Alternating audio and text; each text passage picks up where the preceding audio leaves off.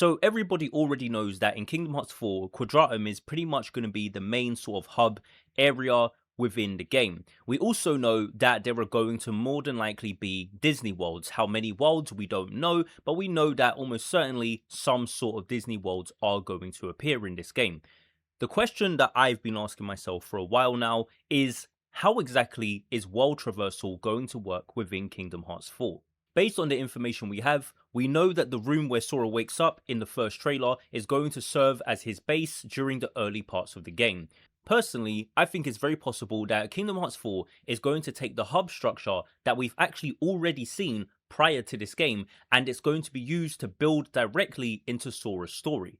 I think that the Disney worlds are definitely going to remain real places, but I think that their connections may first appear inside Quadratum through potentially stories, memories, objects, or distortions. And I also think that the connections that are formed with these Disney worlds may also slowly change the world of Quadratum. And it's very possible that all of that may somehow tie into the machinations of the Master of Masters.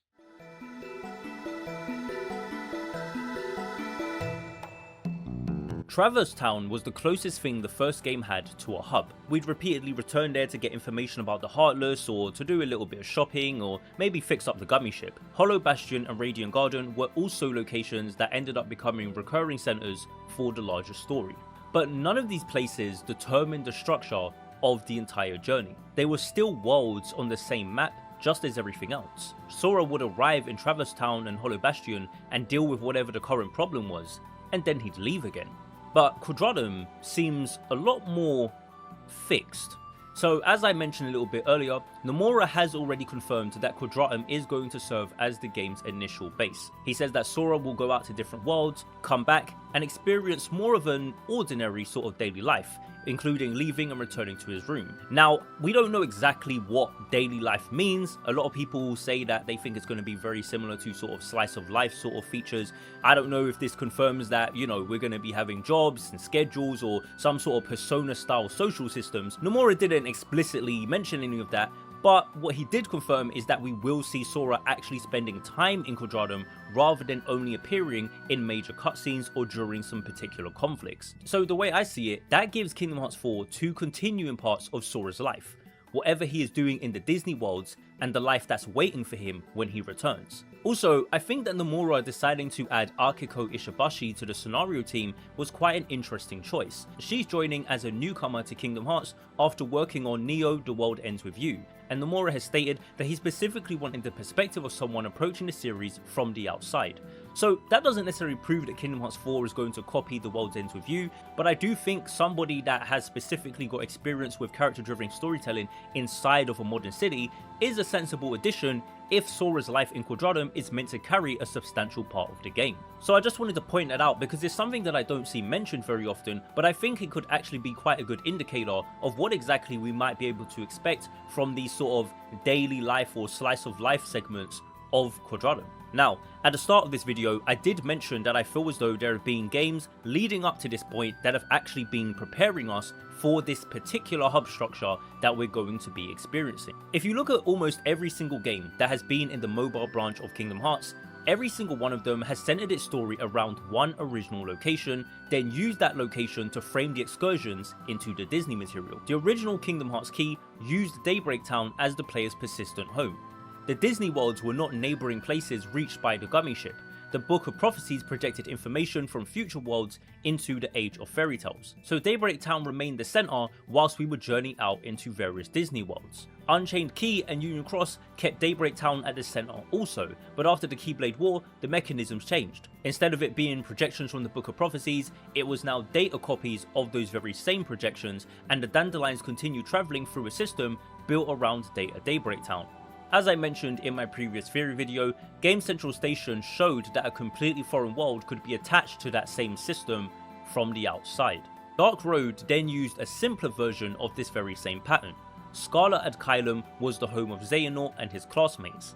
They received information there, left to investigate Disney worlds, and repeatedly returned as the larger mystery developed. Now, those worlds were not projections or data, but what it does show us is that the mobile era continued treating one original city as the center of the story. And then, of course, there's Missing Link. Now, it is my personal belief that Missing Link was going to take this exact structure and bring it the closest to what we're going to potentially see in Kingdom Hearts 4. Scala was the persistent city, while distortions connected the wielders to the astral plane. Heartless could threaten Scala through those boundaries. There were also these things known as pieces that could be gathered, and they basically carried memories or information associated with other worlds. Of course, we all know Missing Link was cancelled, but I think many of us can agree that going forward into Kingdom Hearts 4, a lot of the ideas that Missing Link was meant to set up are probably still going to be carried forward, especially considering that Nomura did say that Missing Link was going to be closely connected to Kingdom Hearts 4, and it contained some of the earliest hints of what to expect in the game. So even though the mobile games were not all entirely doing exactly the same thing, it's interesting that what was consistent across all of them was the same structure of one original world remaining central, whilst projections, data, missions, memories or distortions connected the characters to everything beyond it. I personally believe that Kingdom Hearts 4 may be the first numbered game to make that very same structure personal to Sora. But the funny thing about this is that Kingdom Hearts already kinda has smaller examples of one world being reached through something inside another. The 100 Acre Wood is only able to be accessed through Merlin's book, but that very same book is contained within a world such as Traverse Town or Hollow Bastion. Space Paranoids is also accessed through Hollow Bastion's computer. The Timeless River is a bit different because it's Disney Castle's past, but still, Sora can only reach it through a door that Merlin summons inside of Disney Castle rather than by selecting it on the normal world map. Now, in the past, these worlds within worlds have been an exception, but I think Kingdom Hearts 4 may potentially organise most of its Disney journey around that same principle. In other words, what was once exceptions may start to become the rule.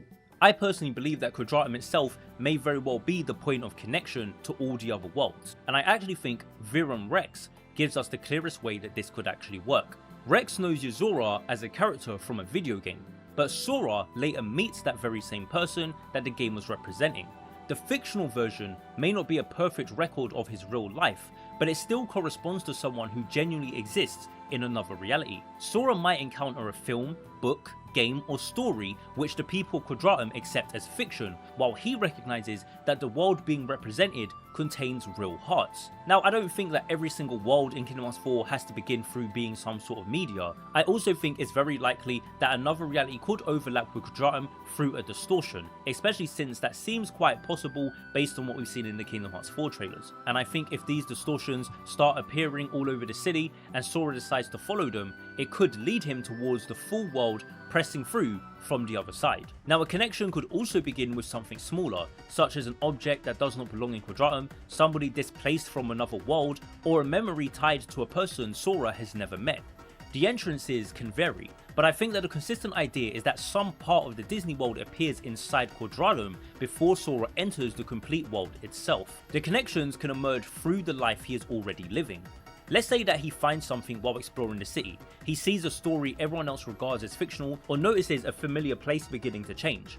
Instead of choosing a world from a map, he investigates whatever has entered Quadratum and follows it back to its source. When he returns, the consequences can remain. An object from another world may end up in his room. A distortion may close without the city returning completely to normal. That would give the apartment a real function in the story.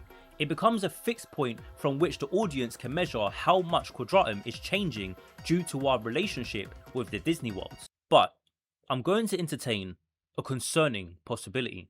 It may be the case that the connection works both ways. The latest Kingdom Hearts 4 trailer makes that possibility much more likely.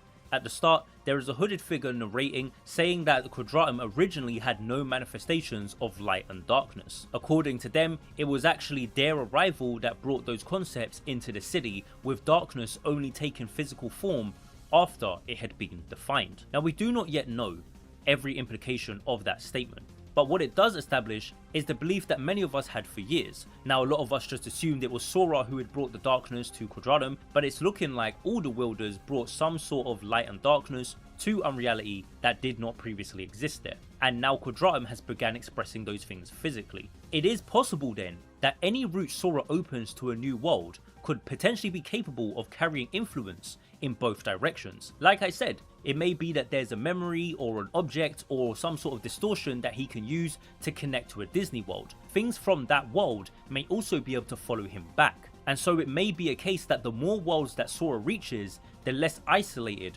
Quadratum becomes. I'm sure Sora will genuinely believe that he is on a journey to just try and get back to his own reality, but he may also be unknowingly making the city easier for something else to enter.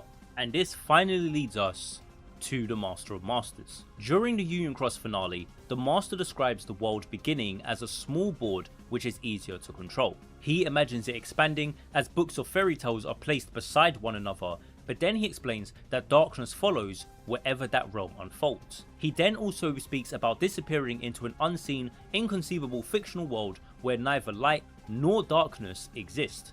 Now, the obvious interpretation is that he wanted somewhere darkness could not follow him. However, I think if you take into consideration what I've been discussing throughout this video, it's very likely that there's also another possibility. The Master's central problem has always been that the 13 willful darknesses abandoned their bodies. As formless beings, they could spread through hearts and could not be destroyed normally. His original answer was to divide them and lure them into vessels with strong hearts, giving them individual forms which could eventually be defeated. Based on what we're being told so far, it seems that Quadratum may be possible of taking darkness introduced from one reality and giving it a physical expression. That is exactly the kind of advantage the Master has always needed against an enemy which survives by remaining formless. And I think Sora may unknowingly be creating the conditions for it. It's possible that every world he will connect to will bring more hearts, more light, and information from his reality into unreality. And as I said, the Master already told us what happens when a world begins to expand. Darkness follows. And if we once again look at Game Central Station in Union Cross, I think that might provide a smaller precedent.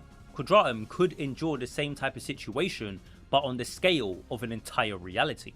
Now, I'm not entirely sure if that means that the Master is just going to try and destroy the entire city or something, but I do think it's very likely he's willing to use it as a controlled battlefield or a containment world, regardless of the danger this creates for the people living there. And something like this would be a natural reason for why Sora would end up having to oppose the Master. Sora is not the type of person to just sit back and let an entire reality be destroyed by the darkness, but then he's also going to be facing against people who genuinely believe that this is the way the darkness has to be destroyed. That's going to be a very interesting conundrum, because throughout the series, Sora and the other characters have pretty much always had to be against the darkness. As I've said before, the Master doesn't have to control people explicitly. He only needs them to follow their own thoughts, feelings and actions, and let their heart be their guiding key. So Sora might genuinely want to build a life in Quadratum and form connections and routes between other worlds because he wants to understand where he is and how to get back home. But it may be that in trying to return home, that will provide the exact openings and opportunities the Master of Masters can take advantage of. And I think the natural follow-up question to all of this would be, well, what worlds exactly is it going to be that Sora could potentially be connecting with? Which Disney places and faces can we expect to see in Kingdom Hearts 4? Well, that's a video for another time. But until then, my name is Next Gen Novelist, and that's what I've got to say, and I'm out. Peace.